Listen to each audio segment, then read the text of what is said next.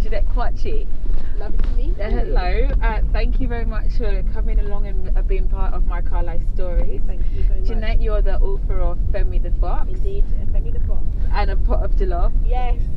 So when you decided to publish, what did you expect? Did you have any expectations for it, or were you just literally saying, we'll see how it goes? Well, when I decided to publish it, it was very much, let's see how it goes. Yeah, go straight over, bruv. So I was like, okay, let's see how it goes. I'm not going to put any expectation on this, but I did get a feel of it from other people that were quite keen, especially when I was doing little bits of social media with it and stuff, and, you know, I just putting out there like the little drawings and sketches. People were really engaged, and I think the fact that it's about jollof rice, that's enough in it. You know what West Africans are like, talk about jollof rice and that's it. It's a debate, yes. So it was interesting. I think the one big thing that I kept a bit of a secret, it was a funny secret, was the recipe at the back of the book, whether it was going to be Ghanaian jollof or Nigerian jollof. Yes. And if you don't know, you can go and buy it, and then you too can find out for yourself. That's a good recipe We're going to encourage that. We're going to encourage it. Yes. As a Jamaican, I'm definitely going to try it. Please do. I do get a lot of my Jamaican friends actually asking me for recipes for jollof rice, because there's, you know, we live in London, you know, we live in the UK, whereby it doesn't matter if you're Nigerian, Ghanaian, you know, Caribbean, wherever you're from, it's really important that everybody, our cultures all kind of mix anyway. Yes. So it's important for us. Yeah. So how has the mainstream, like, kind of children's book community embraced Femi? Well, it's a bit challenging because I'm self-published, so I think in that sense, if you try and push it out there, it's almost as if you need a literature agent, you need a publisher in that sense. But for me, this was a book for me, for all types of kids. Whoever picks up on it organically, that's what I like. If there's a teacher from wherever that sees it and thinks, oh, this would be great in my classroom because you've got a diverse classroom, or on the flip side, my classroom needs a bit of diversity, this is a perfect book to go in. So I'm not really tackling that industry as such, but very much more on the ground. Let's get the teachers, parents, and, you know, uncles, aunties and other family members involved. Yeah.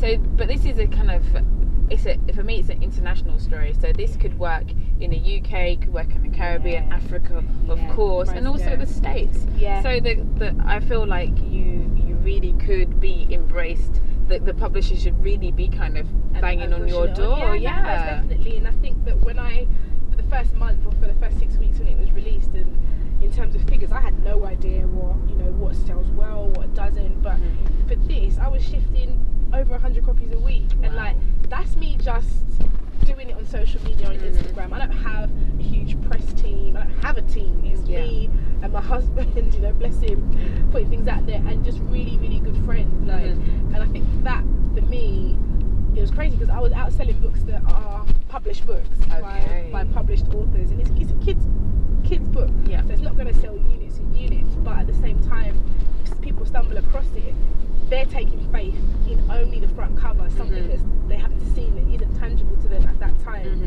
So they're taking a punt and thinking, right, this looks quite good, let's check it out. And then the feedback I get is just, you know, it's crazy.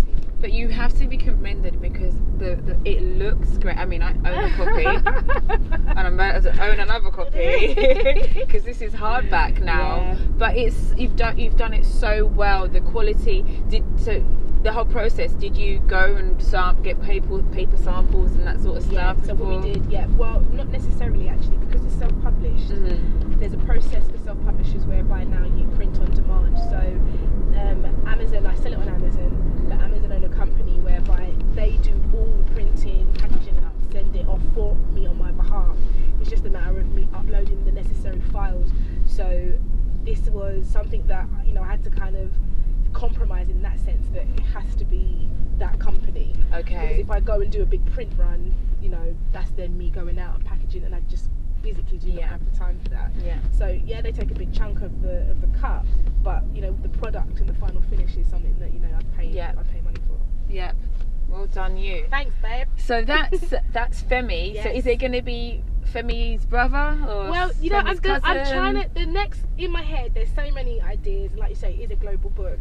For me, I want Femi to travel. So I'm trying to get Femi to the Caribbean in terms of the next storyline, where he maybe goes to Jamaica and he's in search of, you know, a really traditional Jamaican dish, whether it be rice and peas, whether he learns how to make, you know, a jerk chicken, some fritters or something like that. Yeah. Really easy, that when he's in the kitchen, you know, the book is there, the kids are there, the parents are there, and everybody's having a great time. So because cooking is a family, is a Caribbean and a family experience, right? It's a good way to bring everyone together. It's important, you know, and I grew up with loads of Caribbean friends, and like their food. Oh my God! Like the one thing you always just go back, because you know. That's why I'm proud to be Jamaican.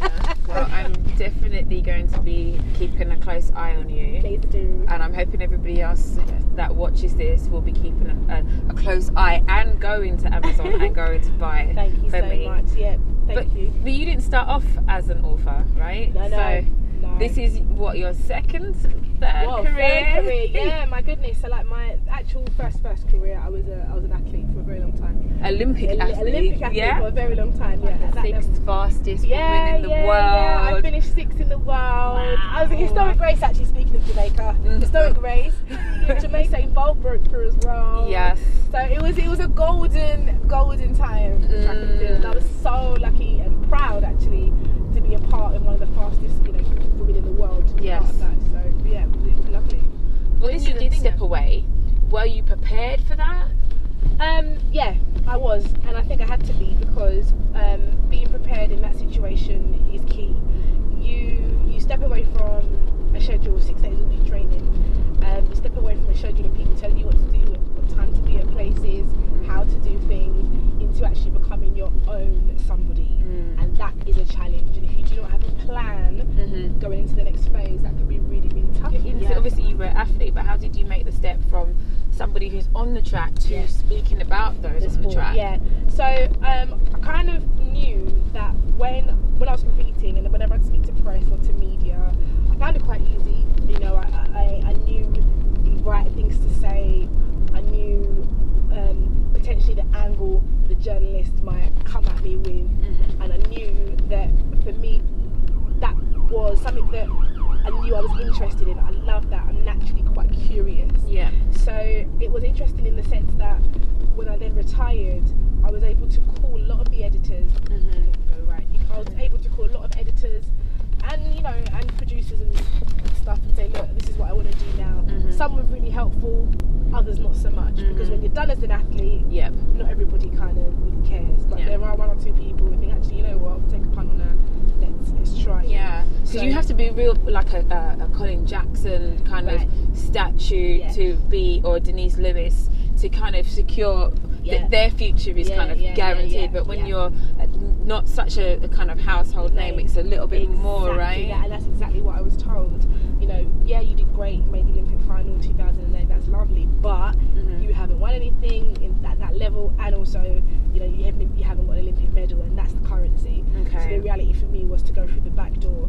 So in that sense, I didn't just want to be a pundit. I thought, right, I'm going to go away and study this. So I went and did a diploma in multimedia journalism. Wow. So off the back of that, I started off, you know, on the lowest rung of the ladder. I was working in BBC local radio, not even on sport or breakfast shows, community shows, and then I started to kind of work my way up.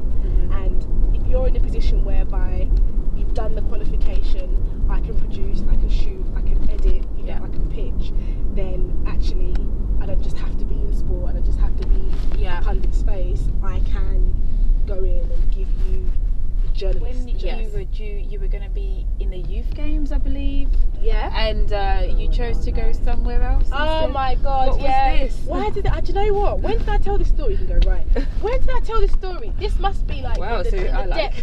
Okay, right. So my first ever international was a junior. I was 20. I got selected to go to France, and it was a late selection. I think someone pulled out or dropped out, and they called me up, and I said I can't go because I'm going to INAFA. Now the reality is, I love music, innit? I love music. I love dancing. I was going away with my friends. You called me too late. I was going to an upper. I weren't missing that. I spent big money. I was 20. And then we know when you're 20, you spend money. Like, I'm like, I can't. Sorry. I really want to run for TeamGB, but right back now, I'm going to an upper. Hopefully we can get this another time. Wow. You told them, basically. But this is obviously. I mean, it's great that you knew your mind. But at a young age, I was yeah. stupid. There's a difference between knowing your mind and being stupid. It all worked out in the end. It all worked out in the end. I'm very lucky. Do you know what I mean? I was able to